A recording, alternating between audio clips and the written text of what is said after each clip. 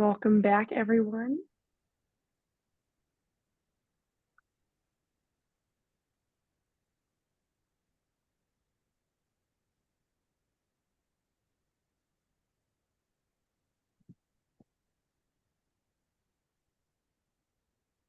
Okay, it is 10:30, so to respect your time, I know we do have people filtering in, but we are going to go ahead and get started.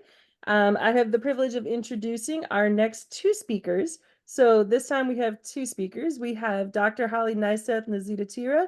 She is an associate professor of sociology at Ohio State. She has published over 60 peer-reviewed articles and book chapters about genocide, transitional justice, and human rights.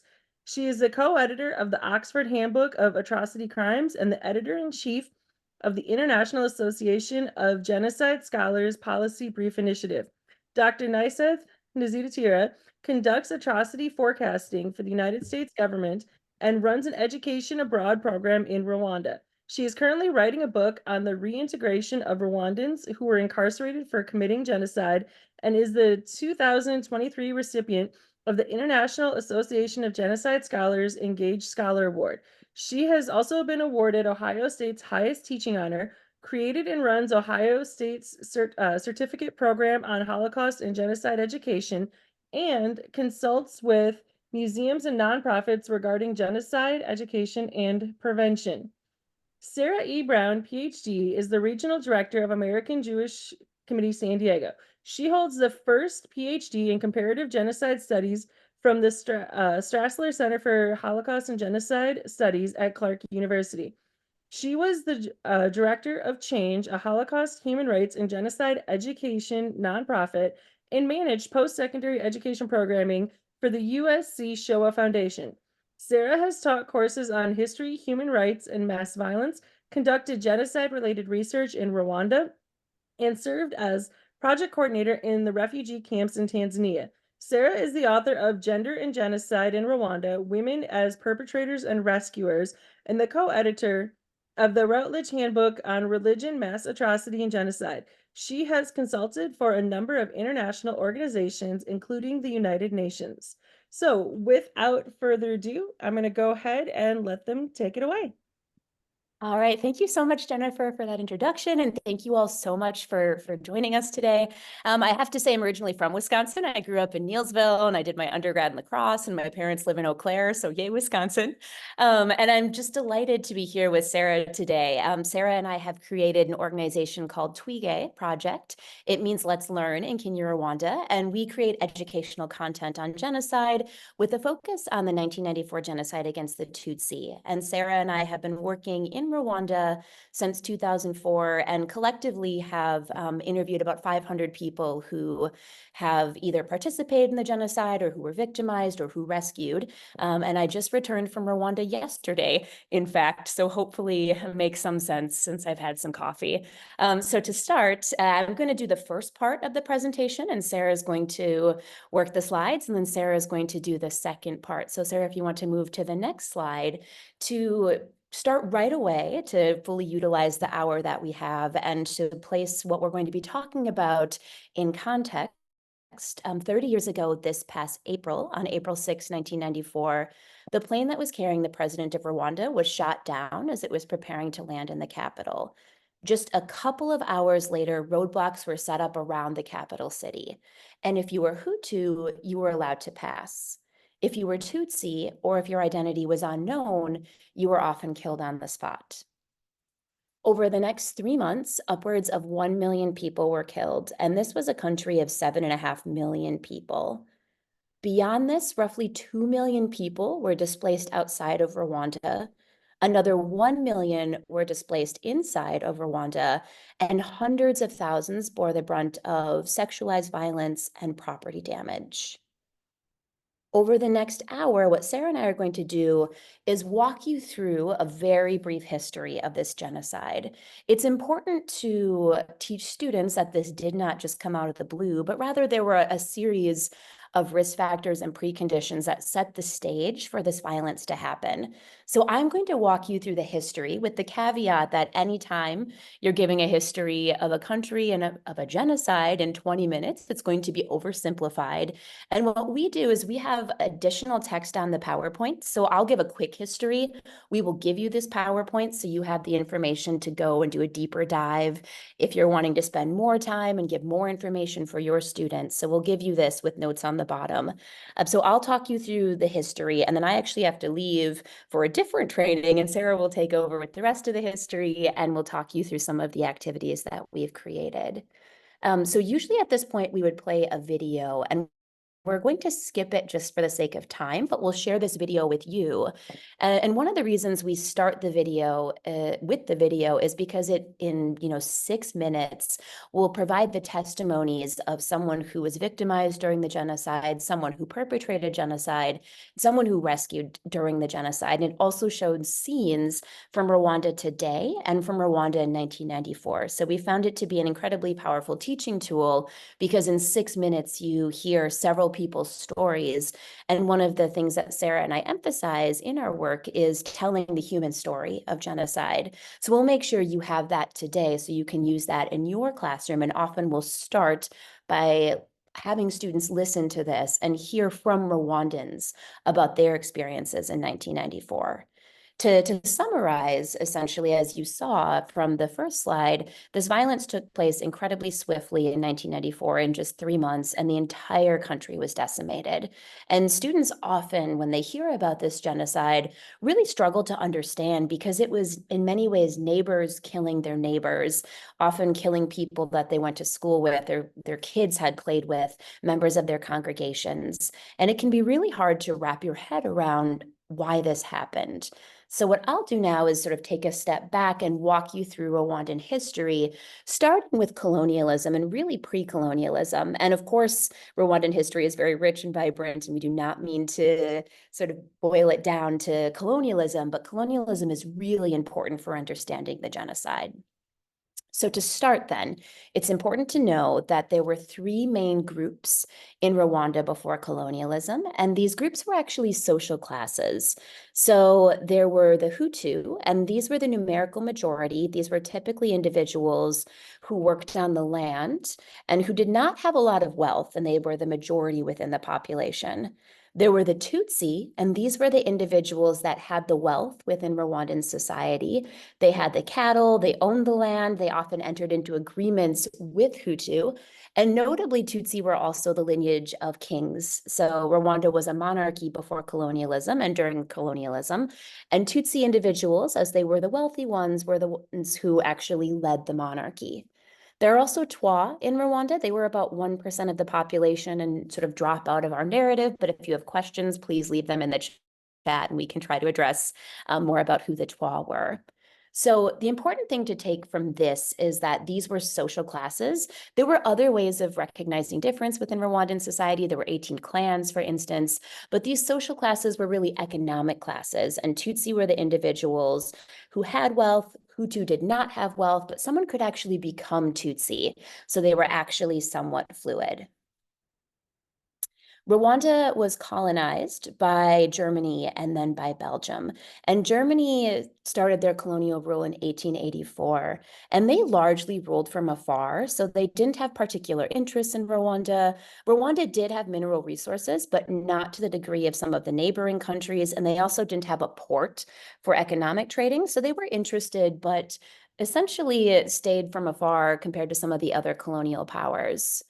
As Germany lost World War I, it lost its colonies, and Belgium actually took over Rwanda as well as some of the other neighboring countries.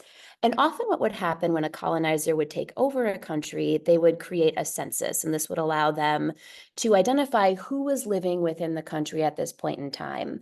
So in the early 1930s, Belgium instituted a census within Rwandan society, and they were driven by eugenics movements thinking and Enlightenment thinking that was incredibly incredibly racist and essentially wanted to try to classify the Rwandan population by phenotypical characteristics. So they essentially looked at who were Hutu and Tutsi and Twa, and specifically, again, Hutu and Tutsi, as these were the two main economic classes within society, and they tried to understand who they were. And driven by something known as the Hamitic myth, they essentially said that Tutsi were not native to Rwanda, that they came from further north, and that they were outsiders to Rwanda, and that Hutu were native to Rwanda.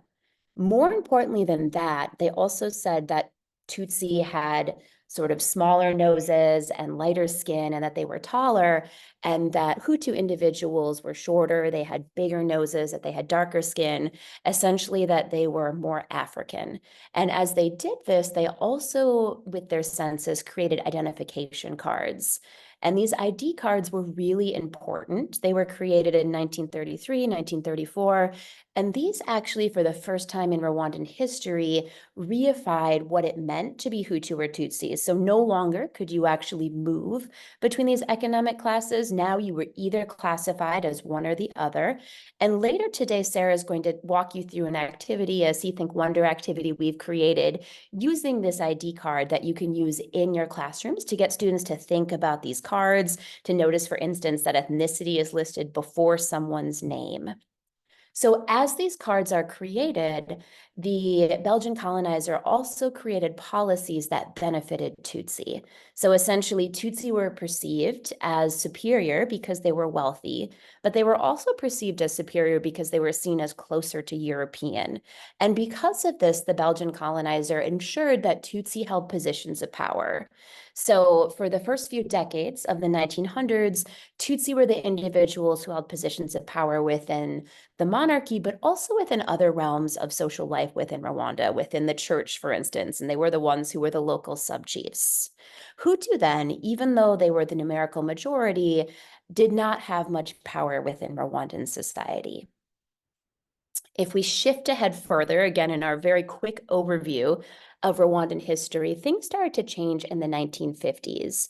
And at this point in time, decolonization was sweeping across the continent of Africa, and Rwanda knew that it would soon become independent. The United Nations was encouraging colonizers to take a step back, for people to have the right to self-determination. So Rwanda knew that it too would gain its independence. And at this point in time, a number of different political parties started cropping up within Rwandan society, understanding that they would soon become a republic. Importantly, these political parties were ethnic-based. So they were tied to ethnic groups with the idea that someone's politics and their views should be tied to one ethnic group. So for instance, there was Parma Hutu, the Party for the Emancipation of the Hutu. At this point in time, many Hutu individuals in particular were joining these parties and suggesting that they deserved to be the ones in charge of Rwanda's republic once they gained independence. And the basic rhetoric essentially said that Hutu were the majority, that Tutsi had collaborated with the Belgian colonialists, that they had benefited from this, that Tutsi were outsiders, and that Hutu really needed to be the ones in positions of power. At this point in time, there were also some massacres against Tutsi. Most people would actually say that in 1959, there was a genocide in Rwanda. And again, today we're talking about the one in 1994. But we mention this because prior genocide is one of the strongest risk factors of future genocide. And in 1959, there were a number of different massacres against Tutsi individuals, guided by this rhetoric that individuals who were Tutsi were responsible for Hutu subjugation.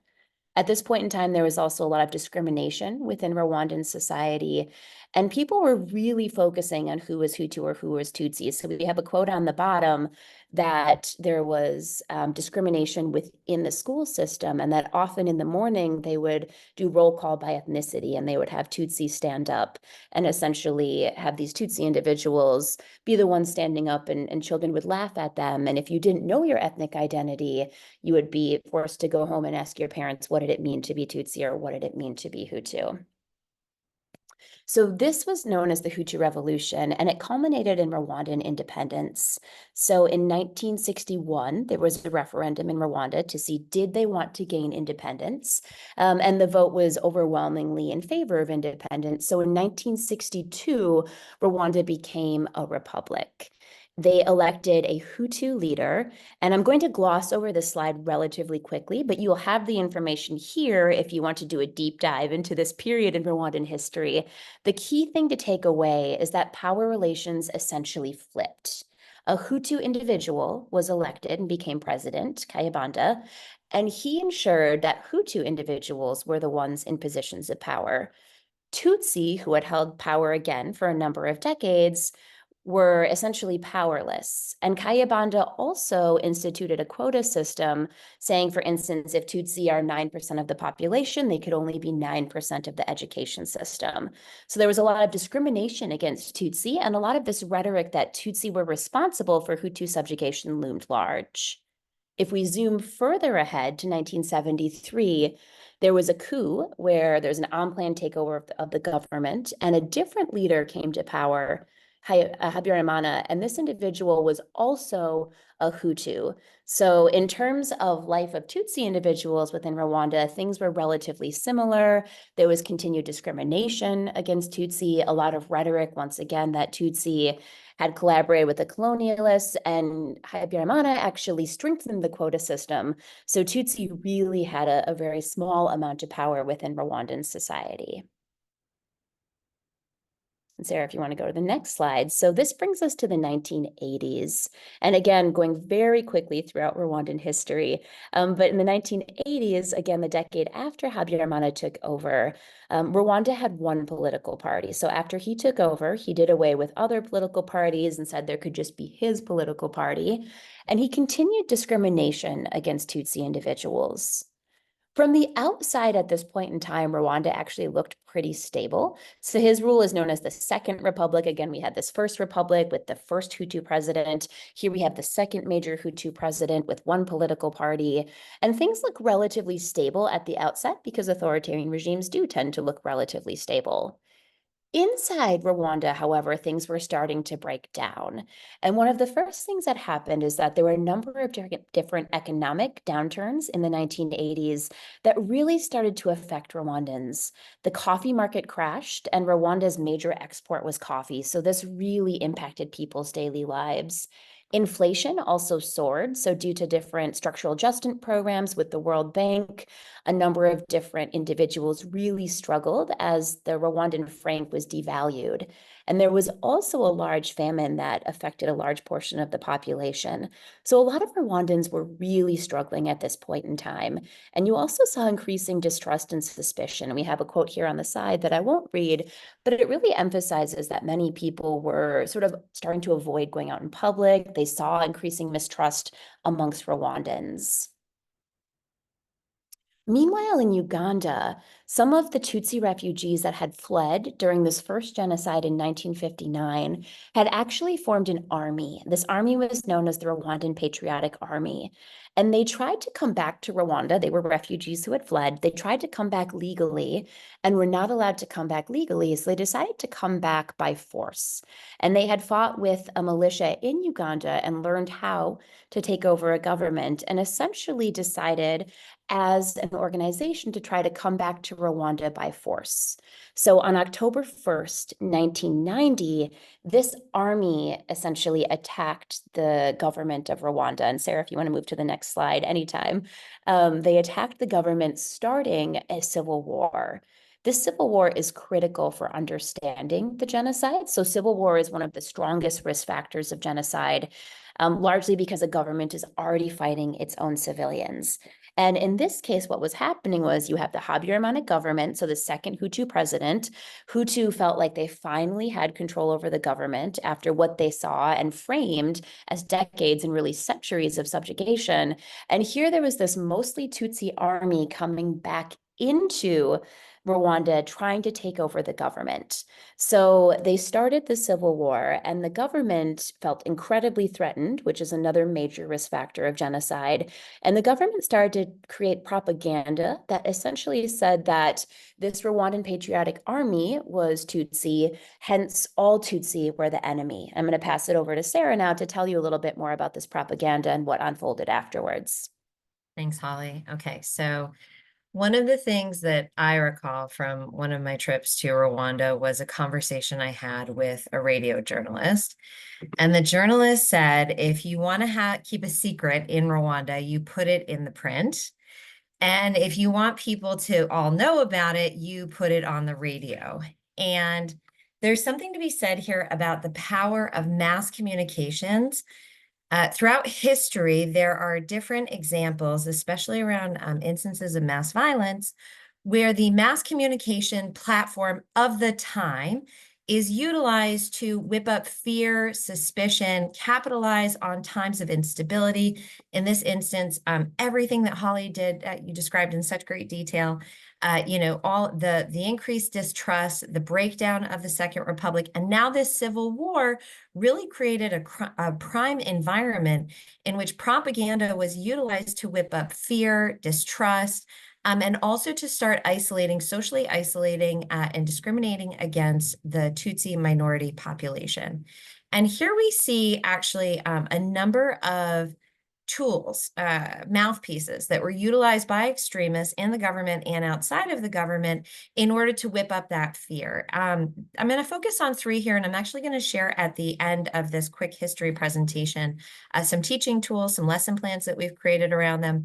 But for Kangura, this was a print publication, and there are estimations, and they're slightly problematic, that about 66% of Rwandan society was literate during this time. Again, that's a problematic number, so don't quote it. I'm sharing it amongst teachers and acknowledging that it's a highly politicized problem. But let's say about half of the population is literate. Kangura was a print publication that was created by extremists in order to advance an anti-Tutsi Hutu power narrative.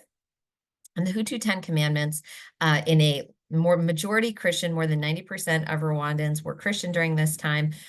In a majority Christian community, like the Hutu 10 Commandments were very powerful. This was a list of do's and don'ts for being a good member of the Hutu ethnic group. And it's really no surprise, and I'll walk you through it with the lesson plan, that the first three, which in the biblical monotheistic practice, the first three commandments are extremely important. And in the first three commandments, we're going to talk about that in a minute, they're highly gendered. They talk about Tutsi women, they talk about Hutu women, and they really empower Hutu women to make their men see reason. This is not an accident. This is actually quite revolutionary. Also, because only about, let's say, 50-ish% of the population was literate, the radio really plays a key role during this time. And the radio would read out what was put into these print publications. They also would regularly put out radio talk show programs, kind of like we listen to sometimes on the car on our way to and from work, let's say, or in the background throughout the day. These radio chats would simulate a bar conversation, and they would integrate language and messaging that was against the Tutsi and further serving to isolate and sow fear and distrust within society. It's also worth noting that there are 3 radio stations during this time in Rwanda, and one of them was Radio Rwanda, and that was being closely monitored by outsiders and foreign powers who wanted to make sure that no hate rhetoric was going into it. And so the extremists in the government founded RTLM radio, Radio Televisión Libre de Mille Collines, in order to advance extremist messaging.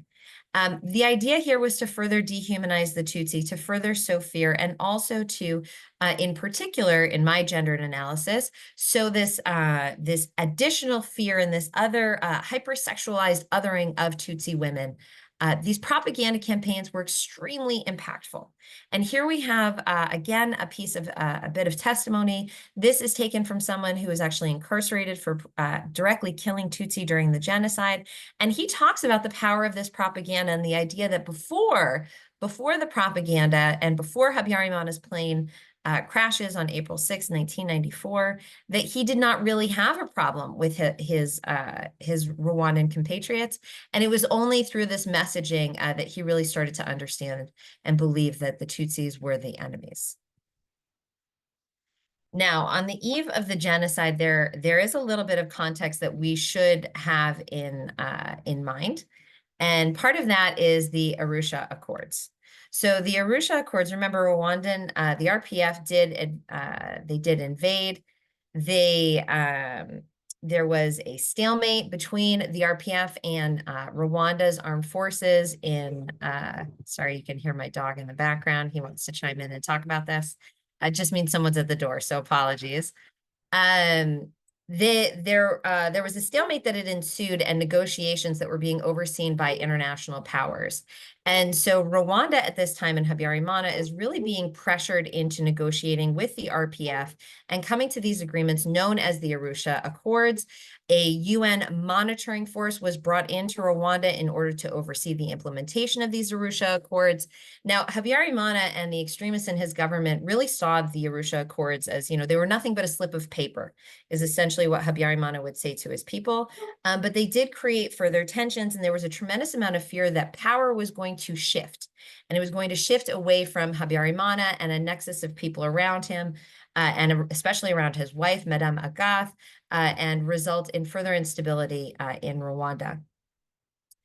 This all culminates in the assassination of President Habyarimana on April 6, 1994. He was in a private plane on approach to the Kigali International Airport when 2 ground-to-air missiles were fired at the plane. The first missed and the second hit the wing, and the plane went down and killed everyone on board, including Burundi's president at the time. It's interesting to note when we talk about the power of propaganda and this particular event, that within an hour of the plane crashing, RTLM radio was already out and calling out to its people through the radio airwaves, saying that the Tutsi have killed our father is dead, we must go out and defend ourselves. This is before anyone had even determined the full extent of the wreckage, and they already were out advancing an anti-Tutsi narrative. It's also no accident that overnight a crisis committee was established. Roadblocks were set up all throughout Kigali. So Rwandans living in the capital city of Kigali woke up the next morning to find that there were roadblocks that had been put up in key intersections around the city. Lists had been distributed of notable Rwandans, both Hutu moderates as well as influential Tutsi, including their addresses, in some instances describing their looks so that they were able to be located and found. And initially, they had said arrested, but in fact, they often were murdered. At this same time, 10 Belgian peacekeepers who are part of this UN monitoring force were brutally killed, and their bodies were brutalized in a way that evoked for the international community the failings of the UN in Mogadishu and Somalia several years earlier, and stoked up fear. And so the United Nations voted very quickly to reduce troops, the UN peacekeeping force, not even peacekeeping, sorry, monitoring forces that were in Rwanda at that time. They reduced them from about 2,500 to 270. All of this happens in a 24-hour period. So there are some who say that the genocide in Rwanda sprang up out of thin air, that it was spontaneous, and that people that make that claim, I really struggle to understand the logistics of how that could have possibly happened, how within a 12 to 24-hour period, the resources to build and staff roadblocks could have been distributed, the weapons could have been distributed, the list could have been drawn up. A number of things took place all at once that really indicate that there were extremists within the government and outside of it who were primed to take action as soon as the assassination occurred. Real quick, people sometimes ask, who killed Habyarimana? It is still a question. There are a number of reports that have been done. I think one of the more well-cited and one that does this air trajectory analysis, that's the British study that was done. One study points to the RPF, another points to actually the president's own Presidential Guard. It is not really known, but within an hour of the plane being shot down, the Tutsis are being blamed and Rwandans are being mobilized across the country to defend themselves. Now, Holly talked about this in a little bit of detail, but just real quick, when we're thinking about major risk factors that can lead to genocide and the ones that are reflected in the Rwandan case, we really see in a way a perfect storm of risk factors that culminated in the genocide beginning overnight. The official commemoration start point for Rwandans today is April 7th.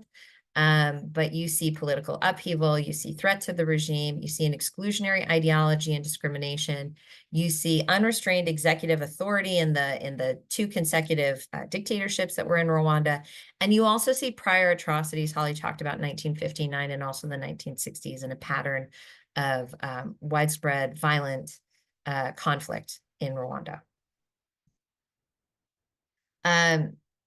As a historian, we really like to have tidy dates. You know, the genocide started on X date, the genocide ended on X date. And I am going to be perpetuating that because I'm talking about the genocide beginning on April 7th. And then we'll talk a little bit about the next 3 months and 100 days. And I just want to point out that for some, the violence in Rwanda, the genocidal violence in Rwanda began before April 7th. And for others, it extended well beyond July 4th when the RPF took over Kigali and effectively, quote, ended the genocide. So we're going to talk about these dates and acknowledge that we like to package things in neat and tidy dates, but that does not really explain the violence that preceded that and followed. So within 3 months, about 100 days, upwards of 1 million people were killed in Rwanda. At the same time that the genocide is taking place, and this is often the case that we see genocide occurring under the context of a war. This happened against the Armenians under the context of World War II, and of course we have World War I. Of course we have World War II and the Holocaust. Here too, we see that after Habyarimana's plane is shot out of the sky and he is assassinated, that the RPF forces resume their fighting. They see the beginning of the genocide as the end to this period of stalemate, where they were negotiating with the Rwandan army. They take up arms again and they begin to push the Rwandan army out of the country. Upwards of 1 million people are murdered during this time. It's considered the fastest genocide in history. It's also one of the most intimate in that neighbors were killing neighbors. In some instances, we have families where parents killed their children and spouses murdered one another, exposed one another to killing militias so that they could be murdered. We also see widespread sexualized violence. The Akayesu case in 1998 with the International Criminal Tribunal of Rwanda found genocidal rape to have occurred in Rwanda during this time. And then we see scorched earth tactics. So not only were entire communities razed and all of the people murdered, but at the same time, their homes were looted to the point that there were no valuables left inside, including the corrugated iron roofing and window panes and anything that was inside of the home. Entire farms were burned, cattle and livestock were slaughtered, often just to ensure that should anyone have survived, they could not return and make a life for themselves. At the same time that we see tremendous violence and tremendous personal violence and widespread participation amongst the Hutu populace in the genocide and perpetrating the genocide, we also want to point out that people rescued. And for me, this is a very important topic because I think that oftentimes when we're teaching about genocide, we focus a lot on the perpetrators and these cautionary tales of what not to do and who not to be. And I think that focusing on rescue and talking about rescue is a really important sort of counterbalance to that focus on why do people perpetrated, the psychology of perpetrators, to talk about those who rescued and offer for our students in the classroom what I think are great positive role models, folks that they can and should emulate, and to also really drill down on these people weren't saints. They weren't beyond our reach to understand, comprehend, or even emulate. They often were everyday humans who had complicated stories and rescued because something happened where someone asked them to rescue. They were able to engage in an act of rescue simply because they were asked, or they had the ability, or their neighbor came over and they knew their neighbor. And acts of rescue don't have to be standing before a killing militia and bodily preventing the killing of someone. It can be something like providing food or water to someone in flight, Or when you see someone fleeing a killing militia, there were those who would point to the right and say, go this way is safe. And when the militias caught up, they would point them in the opposite direction. So don't think of rescue as something where you had to do this very grand act. Sometimes these were acts both small and large that were extremely significant. When we think about why people rescued, it's really important to note that the people that we interviewed, the individuals who rescued that we interviewed, they displayed a whole broad range of reasons why. But religious convictions and norms, a belief in a shared humanity, having learned from their prior families during the 1959 violence and also in the 1960s, and seeing their own family members engage in acts of rescue, all of these contributed to those individuals whom we had the opportunity to interact with, who engaged in these acts of rescue. It's also really important to talk about common motivations, common opportunities, and really unpack the reasons, much like we do risk factors for genocide. Let's also talk about what are some of the ways that, or some of the motivations that compelled people to engage. So personality traits, those folks who were willing to think for themselves, who heard the propaganda, understood the propaganda, and then rejected it for what it was. It also social learning, social ties, positionality, resources. I think all of these really help us to debunk and explore the more complicated narratives of rescue, and also create opportunities for students to see themselves within the rescuers. One of our favorite stories for me and for Hollie is the story of Josephine Dusabimana. And Josephine is one of the lesson plans that I'll share with you shortly. Josephine is a tremendous example of someone who rescued because she saw the opportunity, but also at great risk to herself and her family, and knowing that her husband actually did not approve of her actions. And when she was asked why she participated in acts of rescue, for her, she was really showing this ability to think for herself, to question the propaganda and the rhetoric that was being thrown her way, and then to say, I don't want to be like this. I don't want to succumb to this. Now, in the end, in the 1994 genocide against the Tutsi, it did not end because of the intervention of the international community. In fact, there's a lot of work that's been done studying the complicity of some international actors, including the government in France, who helped to perpetuate the genocide in Rwanda, and even created a corridor through which many of the perpetrators managed to escape into the Democratic Republic of the Congo. The way the genocide in Rwanda ended was that the Rwandan Patriotic Front, those rebels, Tutsi rebels who'd come from Uganda, when they resumed their civil war and their fight against the Rwandan army, they eventually took over Kigali on July 4th. So Kwibohora, Liberation Day in Rwanda, is the same as Independence Day here in the US. And they were able to institute and almost immediately implement a national unity government, and little by little establish maybe not full calm or peace, but an end to bring an end to the violence, the genocidal violence that was happening around Rwanda. At the same time, though, this results in a massive refugee crisis. An estimated more than 2 million individuals, many of them Hutu, many of them people who had participated in the genocide or were affiliated with participants in the genocide. They fled into the Democratic Republic of the Congo and established refugee camps there. The image that you see here is actually an image of those people taking flight into the DRC. And this leads to continued instability over several years, and instability that continues in the Democratic Republic of the Congo to this day. There is even still some rebel elements that can trace their roots back to the killing militias in Rwanda during the genocide that are still active today. Unfortunately, in the Democratic Republic of the Congo, they have tremendous natural resources, and those natural resources and control over the mines have become part of the fodder and part of the instability that we're seeing now on the eastern side of the Democratic Republic of the Congo, and some of these rebel elements are very active there. Now, something to note here, because we don't get too much into the very painful and difficult process of reconstruction and rehabilitation, is that in 94, after the genocide ends, Rwanda really begins this very long and difficult road towards rebuilding. And this past year, this past April, was the 30th commemoration of the genocide against the Tutsi in Rwanda. And to this day, Rwanda is continuing to rebuild. It's continuing to reshape its identity. There are measures that were taken, judicial measures, with the establishment of both the International Criminal Tribunal for Rwanda, which was an ad hoc UN court that tried some of the top tier perpetrators of the genocide, suspected perpetrators of the genocide.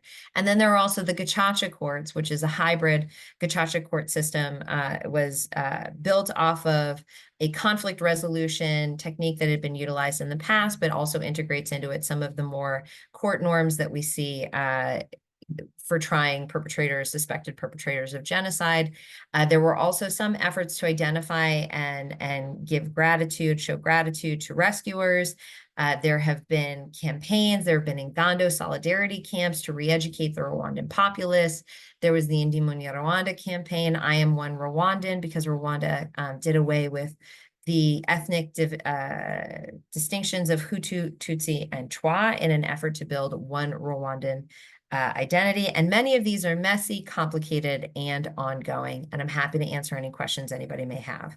But briefly, I want to give you a quick tour of some of the resources that we have built, some of the lesson plans that we have built to help along with this PowerPoint, which you'll have. Here are some of the lesson plans that we have developed that build on some of the aspects that we taught about really quickly in this brief presentation. This is page 1 of a 2-page lesson plan about ethnic identity cards. And what I really like about this lesson plan is that this is the first page, and it gives you all the background information that you can, you'll see also, by the way, there are learning objectives, there's content standards, those are for the California Common Core standards, but feel free to ignore that or integrate that.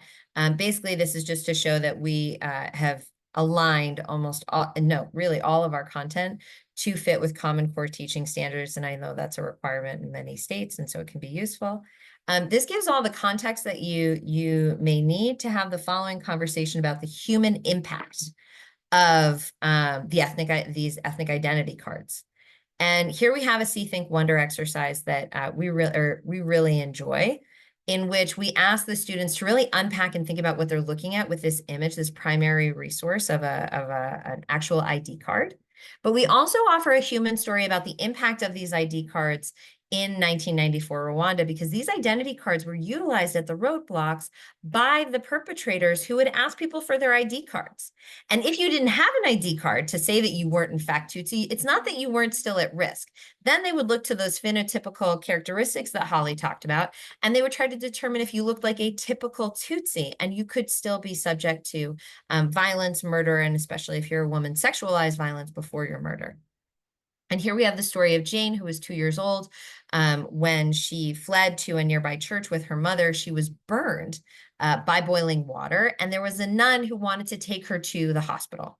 And she knew that there were checkpoints along the way, and she told Jane's mother, it's not her real name, by the way, we changed her name. She told her to throw away her identity card, and the nun would advocate for her as they passed through a number of checkpoints. Checkpoint by checkpoint, the nun pleaded her case and was able to make the argument that they were not in fact Tutsi, and to please let them pass to save the life of this child. And Jane was saved. She had permanent scars on her body from the burns, but she was saved. But here's a moment where those identity cards, something that was established in 32, 33 with the Belgian census, how they had a continuum of impact, nefarious impact, more than 60 years later during the genocide. We also have a lengthy set of lesson plans with extension opportunities about the Hutu 10 Commandments in particular. The Hutu 10 Commandments are often pointed to as one of the kind of prime pieces, the typical linchpin pieces of propaganda that led up to and sensitized the population to participate in genocide, or at least stand by during the genocide in 1994. There's some data that pushes back against that, but I think that as a propaganda tool, it's an extremely important one to unpack.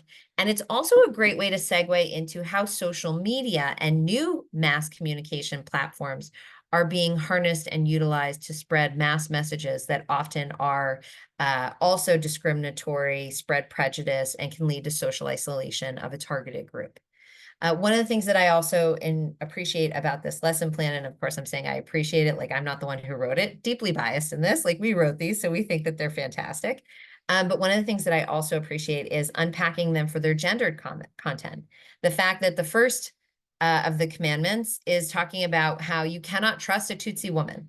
And the second one is about how good our Hutu women are, not as leaders. Don't, this is still a highly patriarchal society. They had a 1992 law on the books that said that only men could be the established heads of households. So if you had a woman who was the head of the household, she was not recognized. Women couldn't inherit property during this time. They couldn't even open a bank account without the signature of a man. So this is a deeply patriarchal time. But they were really, Hutu women were really wonderful as good secretaries and mothers and daughters and the like. And then that third commandment is where we come to something that's a bit revolutionary. Where it tells the Hutu women to make their men see reason. And there you do see actually an almost revolutionary moment. And it's really interesting to unpack it with your students and talk about how could women, Hutu women, feel in a way liberated to speak back to their husbands when it was not traditionally considered appropriate to do so with this third commandment. What is the significance of 10 commandments, 10 Hutu commandments? What's the significance of the first 3? And doing a full unpack. So this is a multi-page lesson plan with a lot of extension opportunities. And then we have one that is about Josephine Dusabimana, the rescuer that we mentioned earlier. I find her story to be extremely impactful, and we have here a 7-minute NPR radio clip on the second page that gives you a summary of her story and also allows the students to hear directly from her in an interview. And then you get to unpack her motivations for rescue, why she rescued, and what that meant for her. And again, further build out this idea of not just talking about those cautionary tales, but also talking about those people who we can and should be emulating. And then the last thing I want to share with you, and I'm going to stop my share real quick so that I can pull it up, is a primer that we have developed. This primer is 30 pages, and it is about teaching genocide through core questions. So did this come up? Yep. Okay. Thanks, Sam. So here we have a primer that we built around these essential questions that we ask the question, we then attempt to answer the question with a teacher-facing focus. So this is really for the teachers to help build up capacity. Teaching about genocide is so difficult and it's so challenging, and sometimes we don't really know where to begin. And so the idea here is to really give a primer that goes, that is grounded in these 7 core questions. Why teach about genocide? What is genocide? Why does it occur? Why do people commit it? Why do they rescue? How do they rebuild? How do we prevent? And with each of these, we have several pages in which we try to answer and offer additional teaching and learning resources. And then we have built out a lesson plan or 2 to accompany them. And so this primer, hold on, it's not letting me go down. As you can see here, it kind of covers a lot of the really broad questions, but we try to give you as much information as possible. We always offer footnotes so that you know where we're getting the data from. And then we also give those lesson plans that go along with it, so that really, if you're someone who's new to teaching this topic, first of all, I applaud you. I think it's fantastic that you're doing so, but we want to build up your capacity and give you all the resources you may need in order to do it successfully. And with what we feel is a human first approach in which we foreground the narratives, impressions, and experiences of those who went through the genocide, not just those who survived, but also witnesses, those who engaged in perpetration, those who engaged in rescue. And then there's the complicated gray area, those who engaged in both in some instances, because we do have people who are incarcerated for participating in the genocide who also rescued a neighbor or 2 along the way. So those complicated stories are also really important. At this point, and we did it almost like perfectly down to the minute. We wanted to give an opportunity for any questions that may have come up in the course of the conversation, anything we didn't cover, anything you want me to further expound upon. Unfortunately, I don't have Holly here to do it with me. She is like the other half of my, she's so brilliant and so wonderful, but I'm happy to answer any questions that may have come up for you, or that you have lingering questions, challenges, things you're thinking about as you're going through this tremendous program. Not from Wisconsin, but a big fan. Is there anything that's come up for you? And you can unmute, throw it in the chat. Sam, if you want to chime in too, Jennifer, just let us know.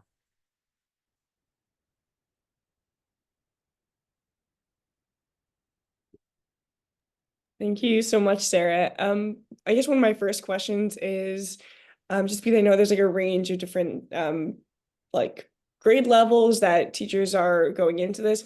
What would you recommend for some of the lesson plans that you shared? Like, what grade levels do you think that those are appropriate for?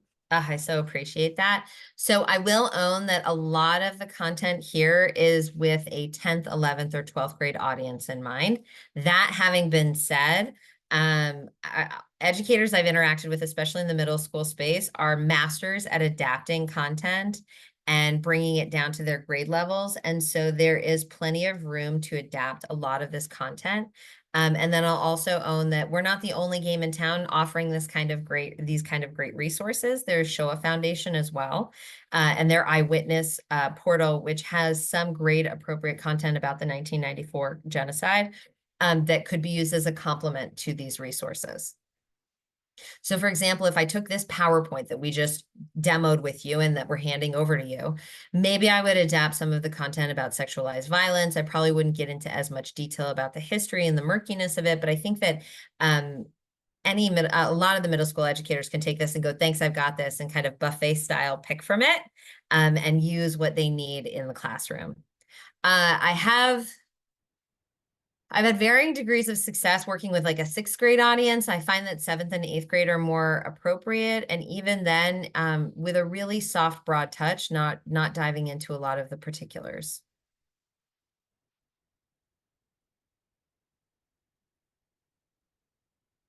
Anything else that's come up?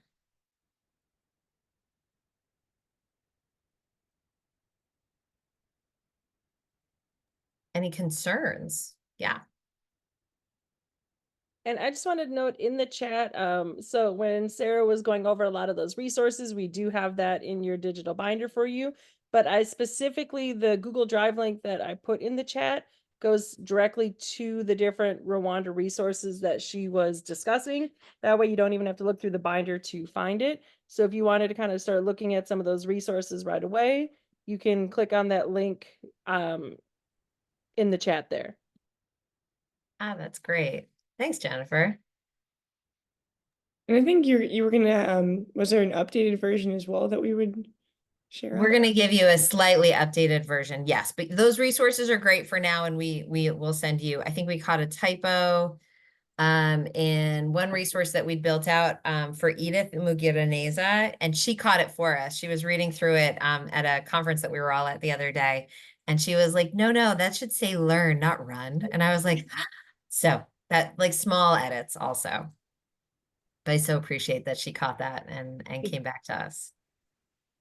Does anyone in this call I have a quick question, talk about Rwanda already? Oh, we also have a question here. Yeah, has anyone been to Rwanda? Has anyone, I don't know if they want to use the hand function. Has anyone been or interacted or already taught this content? Well, I've taught it, but I haven't been there. oh, that's great though. How was your experience teaching it? Really good. I've been teaching it now for about, well, just shy of 20 years. It's amazing. Yeah, it's good. But I have a follow-up question for that. So we've always used the movie Hotel Rwanda because it does give a good, and then this is my question, because I know that it's a rescuer story, but his story has been kind of murky the last few years. I just wonder, like, one, how do you recommend that story still in that movie? And then if not, is there another one that you have that we could use at the high school level? Yeah. I just like it because it shows the violence without showing the violence. It does a And Don good Cheadle job. is great. You know, I'm a big fan of Don Cheadle. Okay, so Hotel Rwanda tells the story of Paul Rusesabagina and the Hotel de Mille Collines, and it is highly problematic. There's actually a survivor who was in the hotel during the genocide, and he wrote a different book, a counter narrative called Inside Hotel Rwanda. And then there is some really troubling information that has come out about Rusesabagina since. He did record himself showing and speaking very vocally, voicing his support for one of the rebel groups that is active in the Democratic Republic of the Congo, which does have ties to former genocidaires, perpetrators of the '94 genocide. He did have political aspirations, and I think that he has been in the business of promoting himself in part as a financial exercise. And there are those who were in the hotel with him who have shared out that if someone could not pay, they were thrown out of the hotel. And then there's also the head of the UN peacekeeping forces, Lieutenant General Romeo Dallaire, who has some very choice words about Paul Rusesabagina and the fact that he kind of plays up his own heroism when in fact there was an entire UN peacekeeping contingent that was stationed there, and they actually played a big role in stopping the perpetrators from advancing into the hotel, and that gets completely overlooked in Rusesabagina's narrative. I tend to not teach the Hotel Rwanda movie because of that. And instead lean on, you know, PBS still has Ghosts of Rwanda, which it's an old documentary, but it's actually fantastic as a series. And then I've talked with other colleagues about this, and a number of them have taught with Sometimes in April, which is another film with a lot of success. And so there are alternatives out there, but I mean, in terms of it's interesting because Hotel Rwanda did put it on the map in a way that only Hollywood can. Right? It entered mainstream discourse in a way that it hadn't before that. And so I don't want to fully toss out the movie, but if you do teach it, you have to teach all the complications that come with it. And I think that that can often be confusing for educators. So I would look at Ghosts of Rwanda, and I think PBS, they still have teaching resources on it that are pretty good. They're dated, but good. And Sometimes in April as well. But I love that you've been teaching it for 20 years. That's just incredible. Do I have a resource that draws parallels between the Holocaust and the genocide in Rwanda?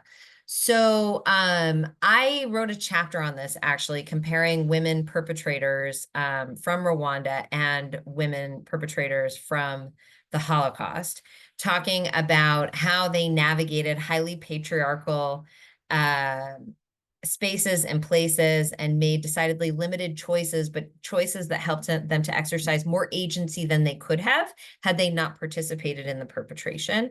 And there is some work that's been done on that. I think that there are a lot of parallels that can be drawn between the two.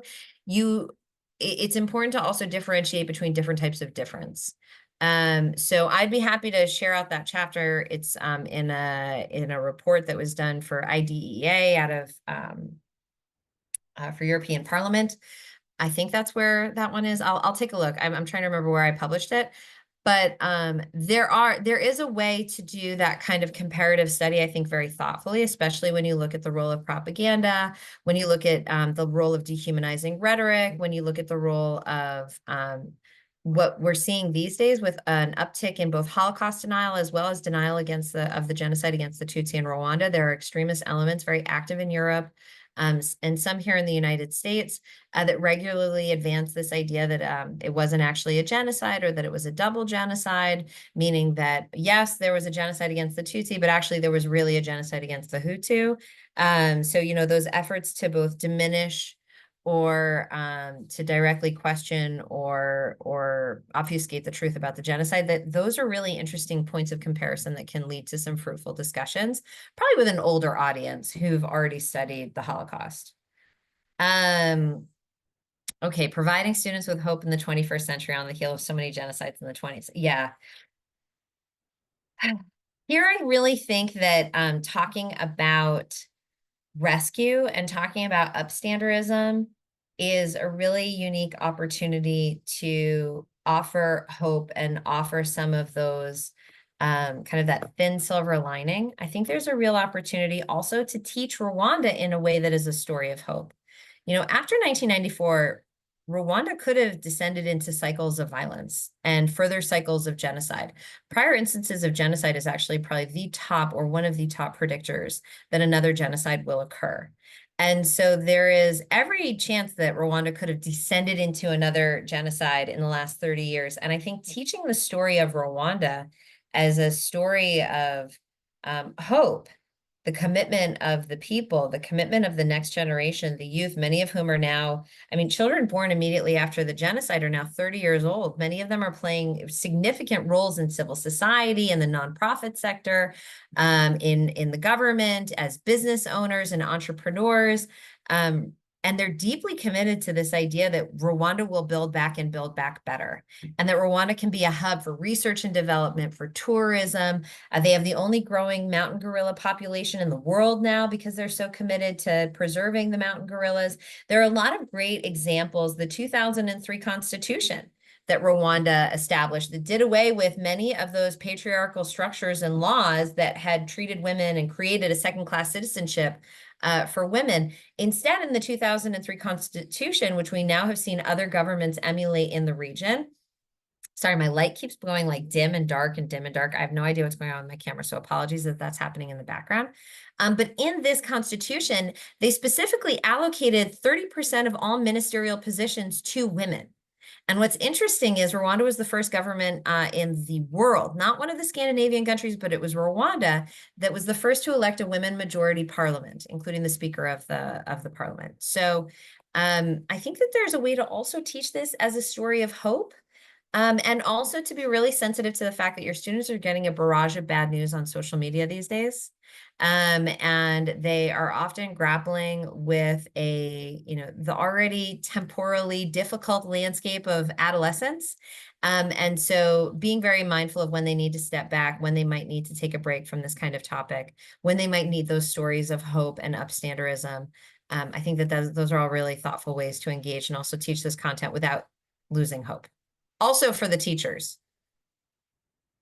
I think we're at time. And so I thank you for these great questions, and thank you everyone for being here today and for your attention, for engaging with this material and for engaging in these difficult topics. The fact that you're teaching this, you're an inspiration to me. So thank you. Thank you so much, Sara, and thank you all for attending. You have a lunch break for the next hour and a half. At 1 p.m. we have our final session of the whole conference, so be there or be square. It's going to kind of tie in some of what we've been talking about today. It's about teaching genocide more broadly. It'll pull from Armenia and Rwanda and Cambodia in a nice, easy way for you guys to grasp, with Marissa Piper, who's just trying to step away, leading that session. She's just, there you are.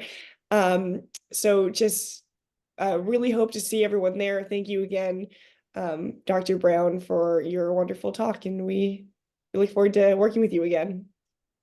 Holly too. I'll speak on her behalf. Holly, yes, of course. Holly too. Thank you so much, everyone. Take care. Bye.